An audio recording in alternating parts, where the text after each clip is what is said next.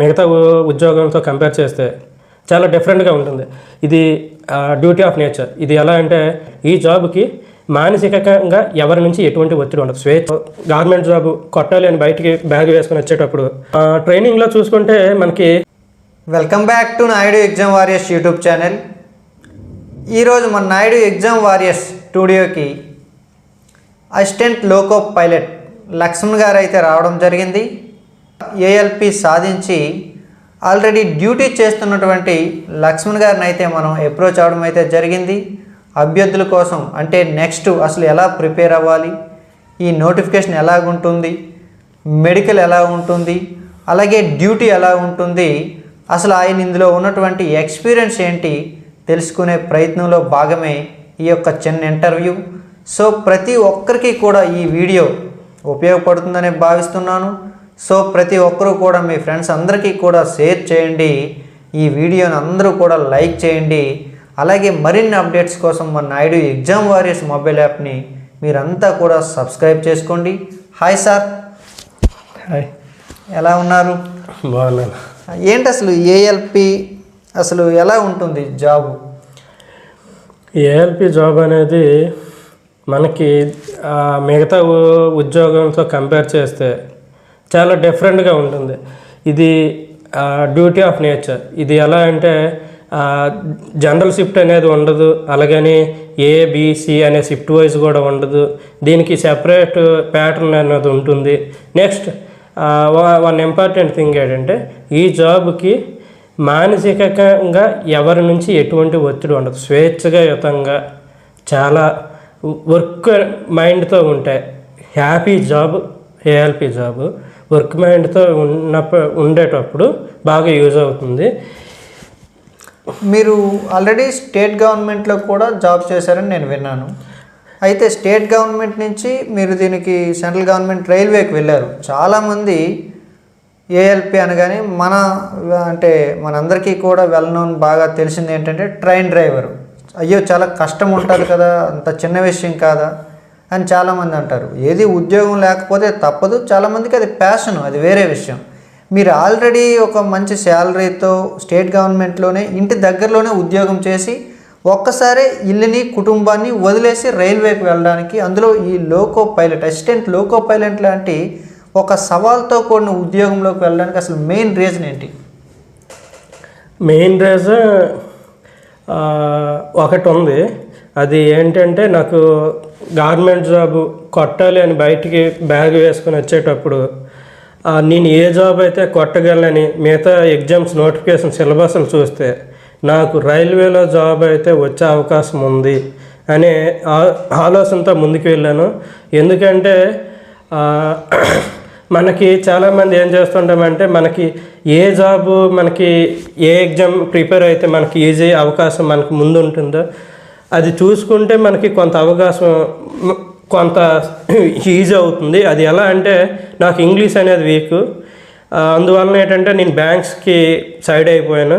Next by heart చేయడానికైనా లేకుంటే years economics numbers ఇవన్నీ ఎక్కువగా త్వరగా గుర్తుపెట్టుకోవాలనే గ్రూప్స్ ఇవన్నీ నాకు పాసిబుల్గా కనిపించలేదు.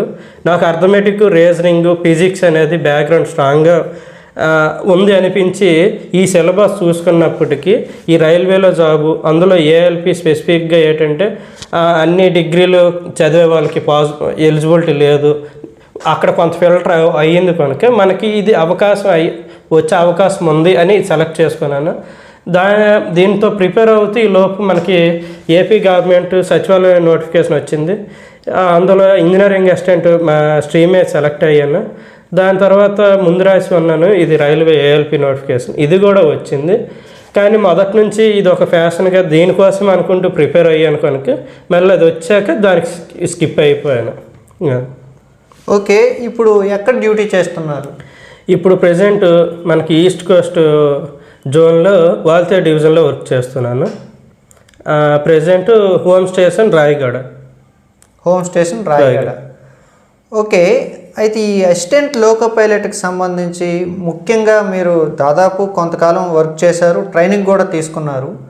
ట్రైనింగ్ ఎలా ఉంటుంది, అలాగే ఈ యొక్క డ్యూటీలో ఉన్నటువంటి సవాళ్ళు ఏంటి? ట్రైనింగ్లో చూసుకుంటే మనకి టెక్నికల్ అండ్ సిగ్నల్ సిస్టమ్ పైన 2 కాన్సెప్ట్స్ ఉంటాయి.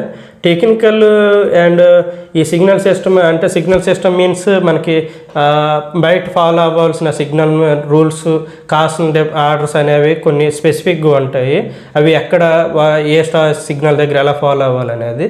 టెక్నికల్ అనేది ఇంజిన్ యొక్క ఇంటర్నల్ టెక్నిక్స్ పైన ఉన్నటువంటిది ఈ టెక్నికల్ కాన్సెప్ట్. ఈ రెండింటిపైన ట్రైనింగ్ ఇస్తారు 90 days. వీటి తర్వాత అనేది హ్యాండ్లింగ్ అనేది ఉంటుంది, దీని తర్వాత ఎల్ఆర్ అనేది ఉంటుంది, దాని తర్వాత మనకి ఏఎల్పి పోస్టింగ్ అనేది ఇస్తారు. ఓకే, ఏఎల్పి పోస్టింగ్ ఇచ్చారు. ఏఎల్పి పోస్ట్లో మీరు జాయిన్ అయిన తర్వాత ఎప్పుడైనా కష్టంగా అనిపించిందా? కష్టం అంటే ఉంటుంది, బట్ ఏంటంటే ప్రతి జాబ్లో ఉంటుంది, ఒక్కొక్క రకమైన కష్టం ఉంటుంది. ఇది కూడా ఏంటంటే కొన్ని టైమ్స్ లాంగ్ అవర్స్ అవ్వడం, లేకపోతే some times 2-3 days nights continuous duty పడడం, ఇటువంటి చిన్న చిన్నవి ఉంటాయి. బట్ ఏంటంటే ప్రాపర్ రెస్ట్ తీసుకుంటే హ్యాపీగా ఉంటుంది. ఓకే, జనరల్గా గవర్నమెంట్ జాబ్స్ అనగానే కొంత ప్రెజర్ ఉంటుంది, పై అధికారుల నుంచి ఉంటుందని ఎక్కువ డిపార్ట్మెంట్లో సమస్య ఉంది, చాలామంది చెప్తుంటారు. రైల్వేలో ఎస్పెషల్లీ మీ ఏఎల్పికి ఇటువంటిది ఏమైనా ఉంటుందా? ఏఎల్పిలో ఎటువంటిది ఏమో ఉండదండి, ఎటువంటి ప్రెజర్ ఉండదు, హ్యాపీగా ఉంటుంది ఏఎల్పి. డ్యూటీ టైంలో డ్యూటీ పర్ఫెక్ట్ చేసుకుంటూ, రెస్ట్ టైంలో హ్యాపీగా ప్రాపర్ నిద్ర అనేది తీసుకుంటే హ్యాపీ జాబ్. ఎటువంటి పై అధికారులు ఒత్తిడి అనేది ఉండదు, జీరో. అందరూ స్వేచ్ఛాయుతంగా మనకి అవసరమైన ఎల్పీలు సహకరిస్తున్నారు. పైన ఉన్నటువంటి లోకల్ ఇన్స్పెక్టర్స్ ఫోన్ చేసినా మనకి టెక్నికల్గా ఏమైనా అవసరమైతే వాళ్ళు కూడా సపోర్ట్ చేస్తారు, అంతా బాగుంటుంది. ఓకే సార్, అయితే ఏఎల్పి సాధించాలని మరి మీరు బీటెక్ అయిన తర్వాత బీటెక్గా చేస్తారు, బీటెక్ చేసిన తర్వాత అయింది. అయితే నోటిఫికేషన్ వచ్చిన తర్వాత మీరు ఎలా సిద్ధమయ్యారు, దీనికి ఎలా సంసిద్ధమయ్యారు? మనకి ఏఎల్పి నోటిఫికేషన్ వచ్చాక exam nature of conducting first చూసుకుంటే prelims, mains, psycho test, medical.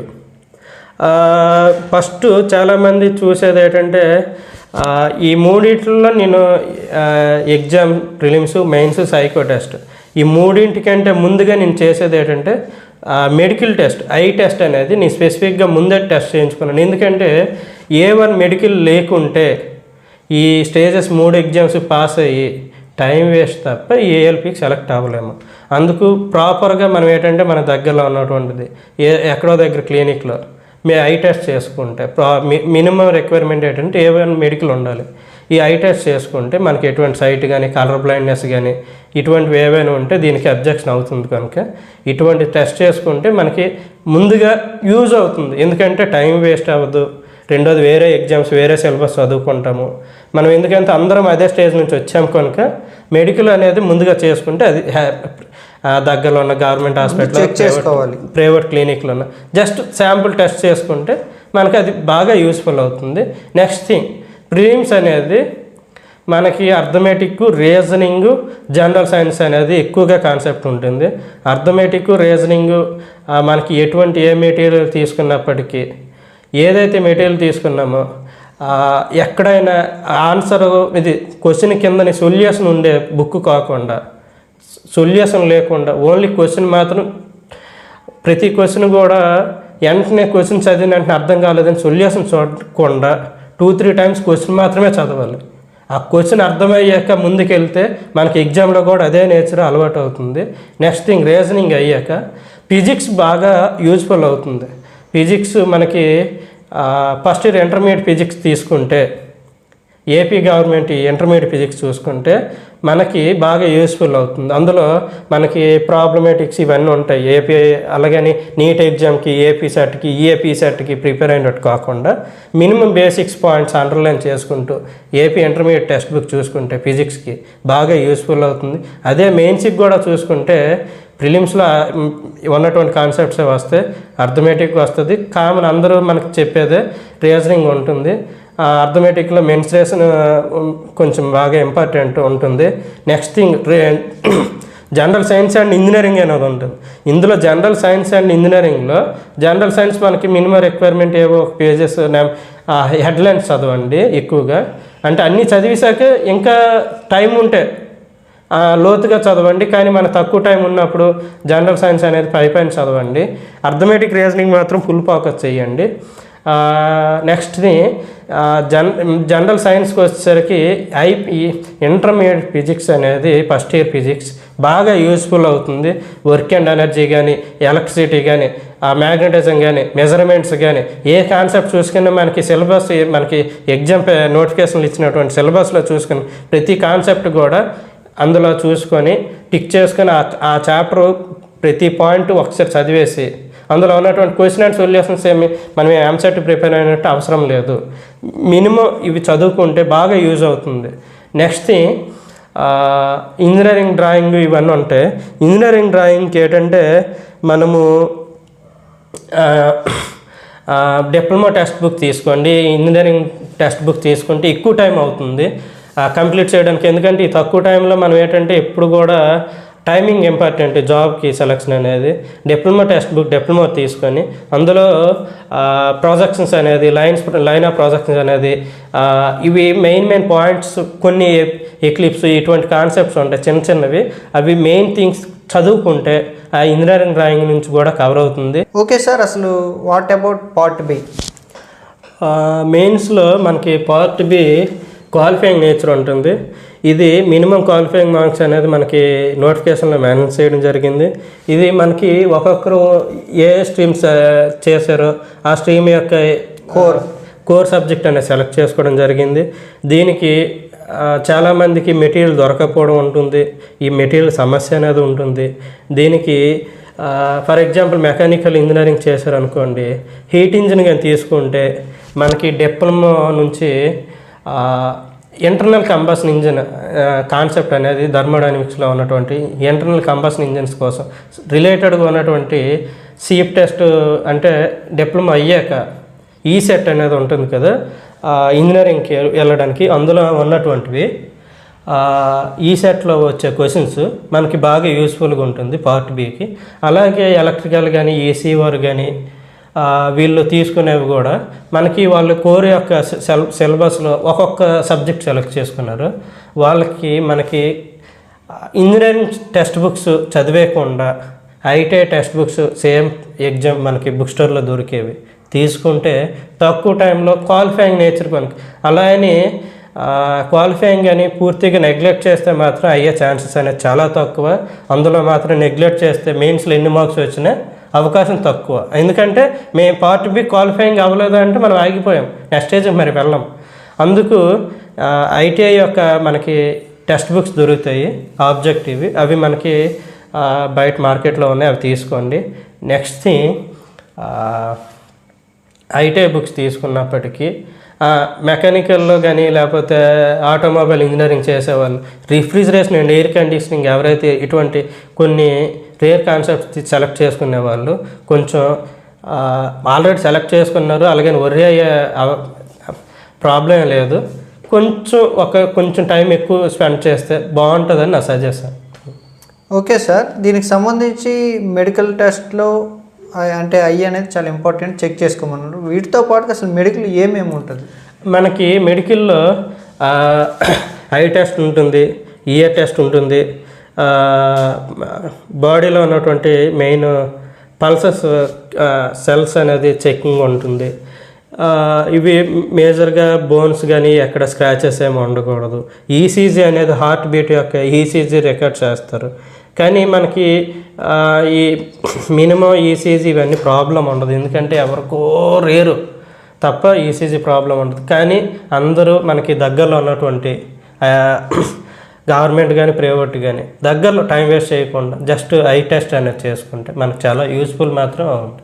Okay, గతం నోటిఫికేషన్తో పోల్చుకుంటే ఇప్పుడు నోటిఫికేషన్లో కాంపిటీషన్ ఎలా ఉంటుందని మీరు ఎక్స్పెక్ట్ చేస్తున్నారు? పర్వాలేదు అప్పట్లాగే ఉంటుంది అంటారా, లేదా కాంపిటీషన్ పెరిగింది అంటారా, లేదంటే ఏఎల్పికి ప్రిపేర్ అయిన వాళ్ళు అప్పుడు అంత ఆసక్తిగా లేరు, తగ్గిందేమో అంటారా?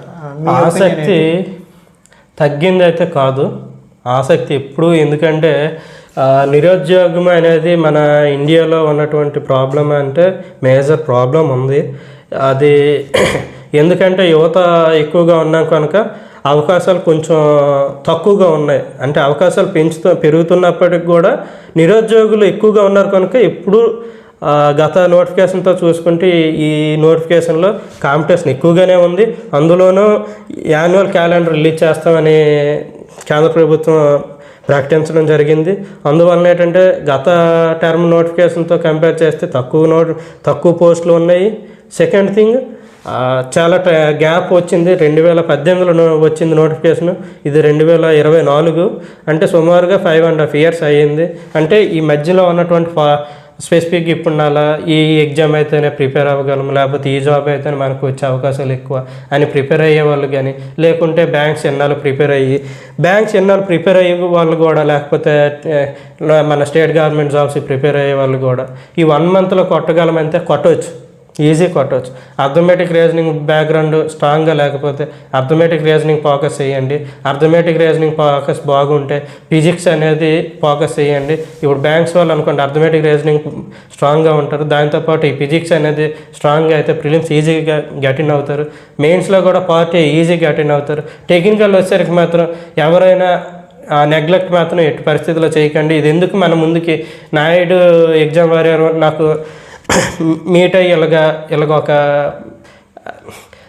ఒక ఇన్ఫర్మేషన్ మీ నుంచి వస్తే బాగుంటుందని అంటే నేను మన తెలుగు వారికి, ఎందుకంటే ఈ నోటిఫికేషన్స్ అనేది మన త్రూ అవుట్ ఇండియాలో ఉంది. ఇది అందరికీ యూజ్ఫుల్గా మిగతా లాంగ్వేజ్లో హిందీలో చాలా నెంబర్ ఆఫ్ ఛానల్స్ ఉన్నాయి. మన నుంచి కూడా మన నాయుడు ఎగ్జామ్ వారియర్ కూడా మన ముందు ప్రయత్నం చేస్తున్నారు. దీనికి చిన్న థాట్ బట్ నేను కూడా ఇద్దామని ఇక్కడికి వచ్చాను. అందువల్ల ఏంటంటే మనకి ఈ ఇన్ఫర్మేషన్ కొంచెం యూజ్ఫుల్ అవుతుంది. పార్ట్ బి అనేది ఫోకస్ చేయండి, నెగ్లెక్ట్ చేయకండి. సైకో టెస్ట్ అనేది మనకి ఎలా ఉంటుందంటే టైమింగ్ పైన డిపెండ్ అవుతుంది. ఈ టైమింగ్ ఏంటంటే మనకి ఈ ప్రిలిమ్స్ మెయిన్స్ అయ్యాక దీనిపైన నాయుడు ఎగ్జామ్ వారియర్లో మళ్ళీ నాకు ఆ అవకాశం కుదిరితే సైకో టెస్ట్ కోసం మాట్లాడుతాను. ఎందుకంటే వచ్చి అవకాశం ఉంటే క్లాస్ చెప్పడానికి కూడా ట్రై చేస్తాను. ఈజీనే ఉంటుంది, బట్ ఏంటంటే కొంచెం ఆ టైంలో ఆలోచించాలి, ఇంకో థాట్ లేకుండా. గత 2-3 times రోజుకి ఒక 2 weeks రోజు 2 to 3 hours సైకో టెస్ట్ కోసం ఆన్లైన్లో ప్రిపేర్ అయితే గెటిన్ అవ్వచ్చు. కానీ వితౌట్ ప్రిపరేషన్ ఈజీ ప్రిపేర్ అయిపోతాం, సైకో టెస్ట్ ఎలా ఉంది పేపర్లో చూసాము ఇలా క్వాలిఫై అయిపోతాం అనుకుంటే కష్టం. ఆన్లైన్లో కూడా దానికోసం నాయుడు ఎగ్జామ్ వారియర్లో నాకు అవకాశం ఆ టైంకి వస్తే నేను ఖచ్చితంగా చెప్తాను. ఓకే, మీరు నాకు తెలిసినంత వరకు విజయవంతమయ్యారు. ఈ విజయవంతమైన ప్రయాణంలో మీరు ఒక్కరి వల్లనే మీరు విజయం సాధించారని అయితే అనుకోము. ఒక్కరి వల్ల ఏది సాధ్యం కాదు. ప్రతి ఒక్కరు విజయం వెనకో లేదో ముందో కొంతమంది థాట్ పార్ట్ ఉంటుంది. మీకు అలాగా అంటే ఈ సక్సెస్ఫుల్ జర్నీకి మీకు బాగా సపోర్ట్ చేసి నేను ఇలాగ ఉన్నానంటే కారణం వాళ్ళు వీళ్ళు ఉంటుంది కదా, అలాగే ఎవరైనా ఉన్నారు? అందరికీ ఉన్నట్టే మనకి ఫ్యామిలీ మెంబర్స్ మెయిన్. అది ఎందుకంటే ఎకనామికల్గా నాకు అన్నయ్యలు ఉన్నారు, 2 అన్నయ్యలు ఉన్నారు, అమ్మ నాన్న వాళ్ళు ఉన్నారు. మనకి ఎకనామికల్గా చదువుకోవడానికి అయితే ప్రాబ్లం ఏం లేదు మనకి. నెక్స్ట్ థింగ్, ఎడ్యుకేషన్ పరంగా చూసుకుంటే నేను ఒక స్కూల్లో చదువుకునేవాడిని చిన్నప్పుడు. ఆ స్కూల్లో మంగా మేడం గారు అనే ఎలిమెంటరీ స్కూల్లో మంగా మేడం గారు అనేవాళ్ళు బాగా ఫోకస్ చేసి చెప్పేవాళ్ళు, తెలుగు పండిట్. 10th క్లాస్లో చూసుకుంటే నేను ప్రైవేట్ స్కూల్లో చదువుకున్నాను. ఆ స్కూల్లో మాకు 10th class 9th class teaching చేసిన ఫ్యాకల్టీ మాకు టీచింగ్ చేసి మా అదృష్టమో ఆ స్కూల్కి ఏమో తెలియదు, కానీ 3 డిఎస్సి అట్ ఏ టైం మాకు టీచింగ్ చేసిన వాళ్ళందరికీ టాప్ ర్యాంకర్స్లో డిస్ట్రిక్ట్లో టాప్ ర్యాంకర్స్లో వచ్చారు. 3 సబ్జెక్ట్స్ చెప్తే ఆ 3 సబ్జెక్ట్స్ పైన కూడా డిస్ట్రిక్ట్లో టాప్ ర్యాంక్స్లో వచ్చారు. స్ఫూర్తి అయితే స్టూడెంట్స్ అందరికీ వాళ్ళు మనకి ఏంటంటే ఆ స్ఫూర్తితో పాటు వాళ్ళ యొక్క ఉన్నటువంటి నాలెడ్జ్ మాకు అందించారు. దాని తర్వాత ఇంటర్మీడియట్ బాగానే అయ్యింది. ఇంజనీరింగ్ మెయిన్ మా హెచ్ఓడి గారు, ఆయన అంటే ఒక బిహెచ్పిలో పెద్ద ఇంజనీర్గా చేసి గవర్నమెంట్ ఇంజనీర్గా చేస్తూ ఆయనకి మా అదృష్టమో ఆయన దురదృష్టమో తెలియదు. ఆయనకి యాక్సిడెంట్ వలన ఆ జాబ్ వదిలేసి టీచింగ్ సైడ్ వచ్చారు. అది మాకు బాగా స్పెసిఫిక్గా ఒక ఫ్యాకల్టీ పేరు మీరు బెస్ట్ చెప్పాలనుకుంటే మాకు హెచ్ఓడి గారు శ్రీనివాస్ గారు. ఆయన వలన ఇంజనీరింగ్ కాన్సెప్ట్ అనేది, లేకుంటే మాకు ఇంజనీరింగ్ చదివినట్టు కూడా ఉండకపోయేది. ఆయన వల్ల మాకు ఇంజనీరింగ్ చదివాము. ఇంజనీరింగ్ మనకి ఆటోమేటిక్గా ఇంజనీరింగ్ సబ్జెక్ట్స్ ఫండమెంటల్స్ ఎప్పుడైతే ఉన్నాయో ఆటోమేటిక్గా మెకానికల్ ఇంజనీరింగ్ చదివే వాళ్ళకి ఏంటంటే చిన్న బెనిఫిట్ ఏఎల్పి కోసం ఏంటంటే ఫిజిక్స్ ఈజీగా ఫోకస్ అంటే గెట్ ఇన్ అవ్వడానికి యూజ్ఫుల్ అవుతుంది. జనరల్ సైన్స్ అండ్ ఫిజిక్స్లో వచ్చినవి వర్క్ అండ్ ఎనర్జీ అవని, లేకపోతే హీట్ అవని, లేకుంటే మెజర్మెంట్స్ అవని, ఇవన్నీ కూడా ఒక్కో టెక్స్ట్ బుక్. అందుకు చిన్న బేసిక్ కాన్సెప్ట్లో ఉంటుంది కనుక ఈజీ గెట్ ఇన్ అవ్వచ్చు. అలానే ఎలక్ట్రికల్ వర్క్ కూడా బేసిక్ ఎలక్ట్రిసిటీ కాన్సెప్ట్స్ అనేది బేసిక్గా ఉంటుంది. అలానే మెజర్మెంట్స్, వర్క్ అండ్ ఎనర్జీ కూడా ఇంటర్మీడియట్ డిప్లొమాలో కూడా ఫస్ట్ ఇయర్ ఇంజనీరింగ్ ఫిజిక్స్ చదివేవాళ్ళు. అదే టెక్స్ట్ బుక్ మళ్ళీ ఉంటే గ్యాదర్ చేసి అదే బ్యాకప్ అవ్వండి, కొత్తగా కాకుండా. డిప్లొమా చదివేవాళ్ళు ఫస్ట్ ఇయర్ ఇంజనీరింగ్ ఫిజిక్స్ తీసుకోండి. ఇంటర్మీడియట్ చదివి ఇంజనీరింగ్ చేసేవాళ్ళు first year IP text book physics తీసుకోండి ఫస్ట్ ఇయర్ది. సెకండ్ ఇయర్ది ఎలక్ట్రిసిటీ పైన డిపెండ్ అవుతుంది, కానీ అది టెక్స్ట్ బుక్ మొత్తం చదవాలంటే టైం ల్యాగ్ అవుద్ది. ఫస్ట్ ఇయర్ ఫిజిక్స్ బాగా యూజ్ఫుల్ అవుతుంది. నెక్స్ట్ థింగ్, ఐటీఐ చేసేవాళ్ళు మాత్రం అది మనకి చెప్పేది ఇంకేం లేదు. వాళ్ళకి ఏ స్ట్రీమ్ అయితే సెలెక్ట్ చేసుకున్నారో ఆ స్ట్రీమ్ చదువుకోండి. వాళ్ళు కూడా ఎవరైనా ఇంటర్మీడియట్ చదివి డిప్లొమా ఐటీఐ చేసుంటే వాళ్ళు ఫస్ట్ ఇయర్ ఇంటర్మీడియట్ ఫిజిక్స్ చదవండి. లేకుంటే మనకి దగ్గరలో ఉన్నటువంటి జనరల్ లోకల్లో దొరికే మెటీరియల్ ఫిజిక్స్ కాన్సెప్ట్ చదువుకోండి, బాగా యూస్ఫుల్ అవుతుంది. ఓకే, ఇప్పుడు మీకు ఏఎల్పిగా మంత్లీ శాలరీ ఎంత వస్తుంది?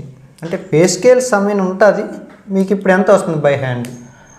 అది పే స్కేలు అనేది జాయినింగ్లో 19,900 ఉంటుంది.